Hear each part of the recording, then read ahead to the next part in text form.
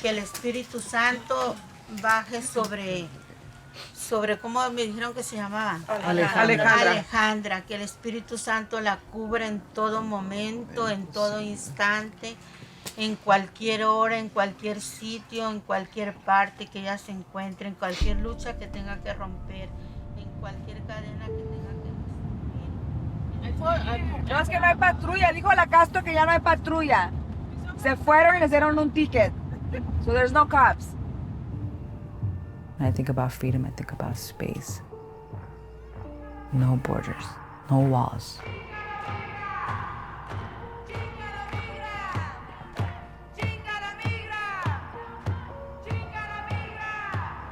It smells like lavender.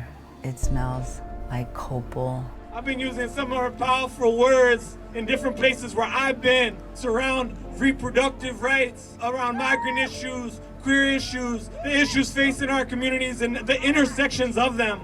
But does it in a way, my people, it's about actually embodying the world that we are trying to build. Give it up for Alejandra Pablos, y'all. I remember seeing this moon every night when I was in one of these buildings back here. I feel free when I'm sharing my story.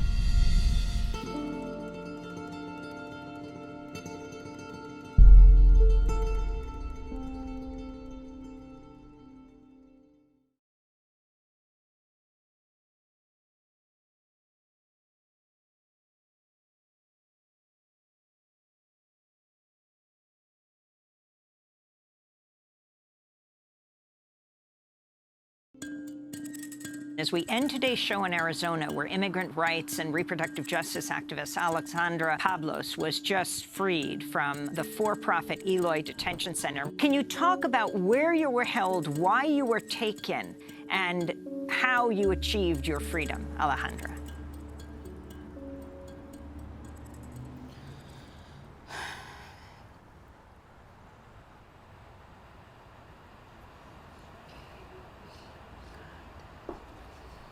Our abuelitas tell us, right? Like, it's not just about watering the plants, it's about actually talking to them. Like, they hear you, they feel everything.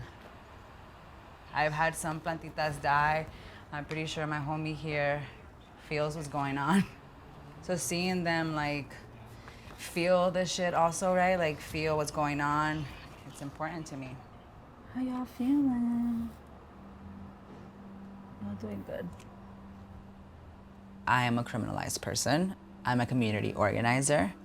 I am a community member facing deportation and have been fighting my deportation case for the last 8 years. I have known Alejandra since 16. Alejandra is someone I look up to and a strong and visionary leader, most specifically advocating as a directly impacted person within the immigrant rights and reproductive justice movements. I'm also distressed over Alejandra's detention because I'm concerned for her well-being if she is deported to Mexico. I used to live in Mexico working as a freelance journalist. I am very aware of the dangers that activists face living in Mexico, and I believe her life would be in danger if she were deported. Alejandra deserves to live in safety and free of harm where she can flourish as an organizer and leader.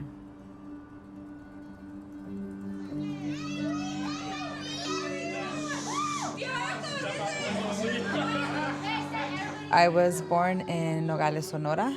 I was born in Mexico. My mom came to the United States, and that's how I ended up being here as a little baby.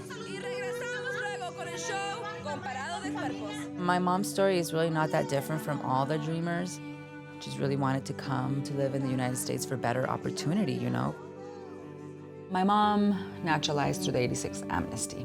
My mom was a citizen. My mom believed the myth of, like, if you're a citizen, your minor children get your citizenship. Close up. Look at that Colgate smile. A lawyer who helped my mom become a citizen should have mentioned to her, hey, you have a daughter also that was in here, you need to petition for her. Nobody did.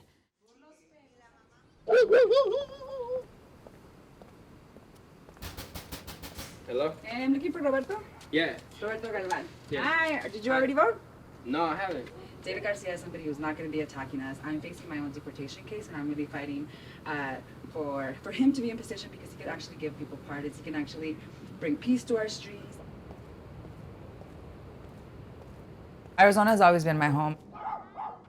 It's the home of streamlining, right? Where they're just putting people in regular for-profit prisons at a rate that's super high. You already voted? Yes. Oh, gracias. It's your first time voting. Did you ever think about voting before I knocked on your door? No, I thought about it. People right now are taking back the streets. It's like, we don't want no white supremacy, right? We don't want that rhetoric that Trump is saying about us. How do you guys feel about that with fucking Trump? Hey, I'm Mexican, so. Thank you for voting, homie. Thank you. Oh, man. Gracias a ustedes. This is the home of SB 1070, right?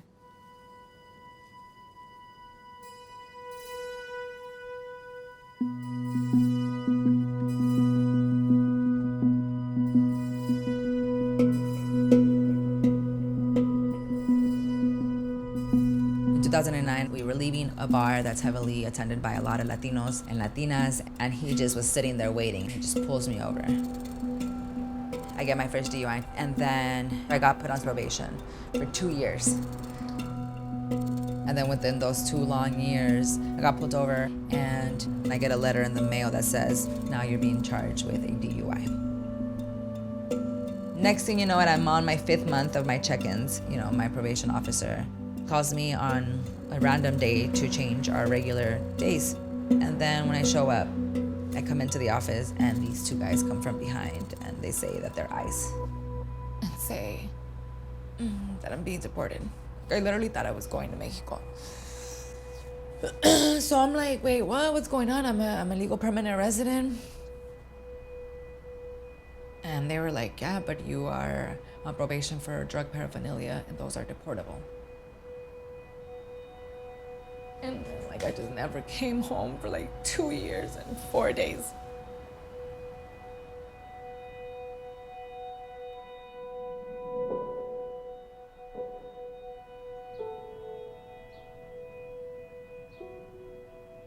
I know that these DUIs could have possibly had more harm, you know, not knowing the full extent of what my consequences, what my actions were gonna do.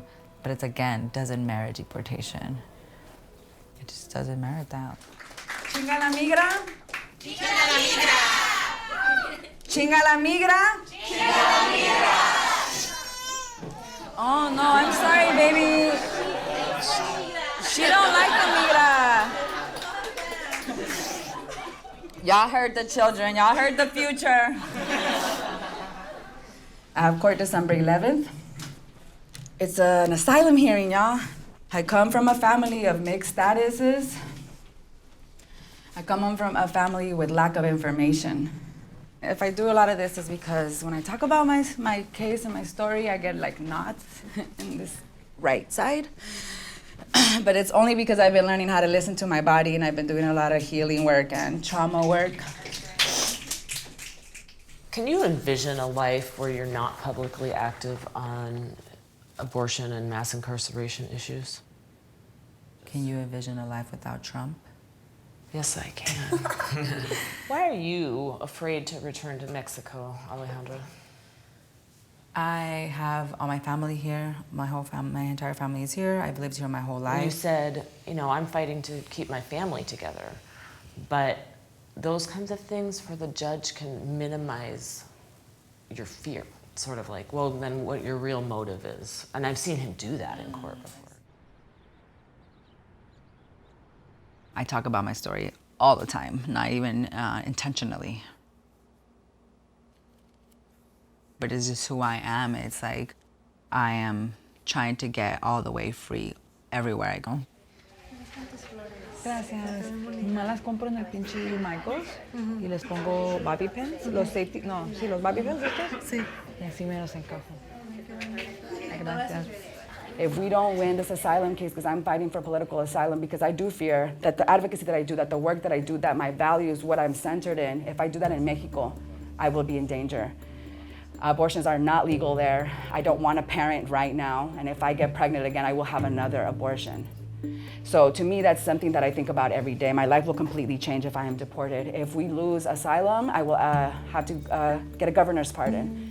When I speak to people, I want them to know who they're talking to, like, because it also explains a lot of why I am the way that I am. Ya fueron muchos años desde 1986 cuando pasó la amnistía y hay cuántas personas Ay, tu abuelita se hizo de la amnistía, mi mamá también. Ahí mismo, güey. Y nadie le dijo nada. Ey, pon a tus hijos. No somos los únicos. Mi mamá siempre se echa la culpa, dice eso. Fue mi ignorancia. Pero al mismo tiempo no nos podemos culpar tanto porque fue un sistema que no nos estaba dando la información. In storytelling, there's also a lot of healing, right? People heal through your stories. So I know that it's an important duty that I have to keep sharing.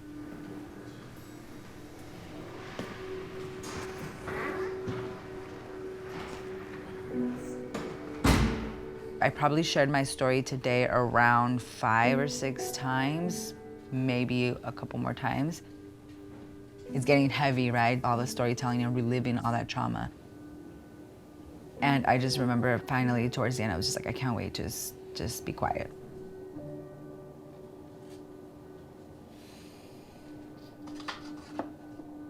No lo rechaces. Interesante. ¿Permitir entonces? No. Ah, ¿verdad? No me da así. Ay, vamos a regresar a tu Instagram. ¿Quieres todo esto? ¿Lo saco de aquí? No, déjalo, ahí es el pollo para el motor ahorita.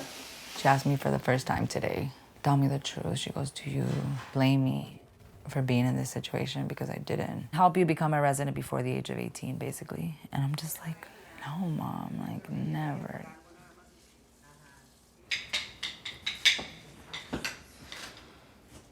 So what happens after tomorrow? We'll just... When you appeal? Gonna have a press conference. I'm gonna go to a immigration convening the next day. Go what? The organizing continues.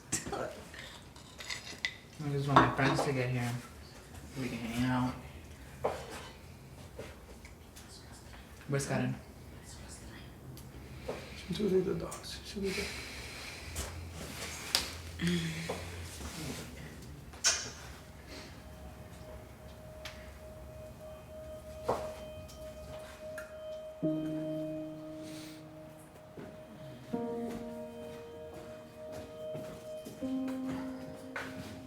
All of the stuff when I was locked up from 2011 to 2013.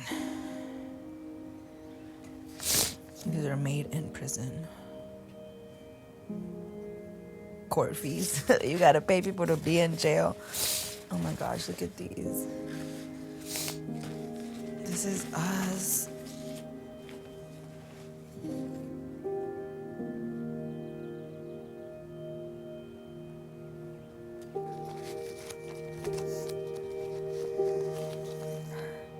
This song is really cool, and it got me through so much.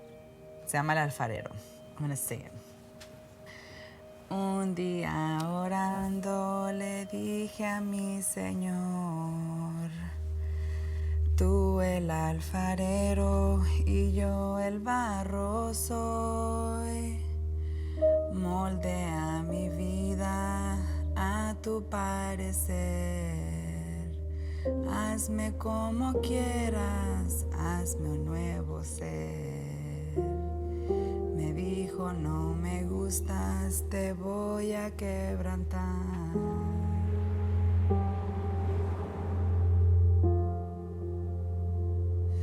Y en un vaso nuevo te voy a transformar. Pero en el proceso te voy a hacer llorar. Te queremos, Ale, te queremos. Te queremos, Ale, te queremos. Te queremos, Ale, te queremos. Te queremos. Porque por el fuego te voy a hacer pasar.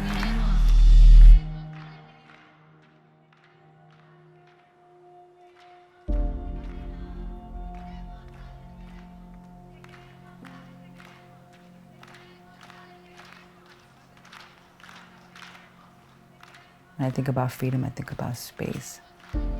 No borders, no walls. Freedom right now tastes bittersweet, but I think that freedom can taste just super sweet. And everybody can take a sip of it.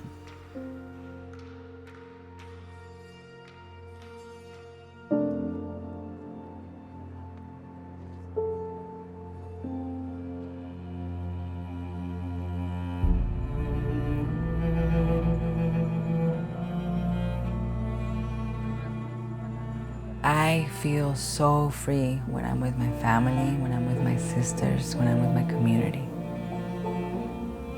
Y ha dedicado su vida, su tiempo para servir a la humanidad, Señor. Asístela en todo momento, Señor.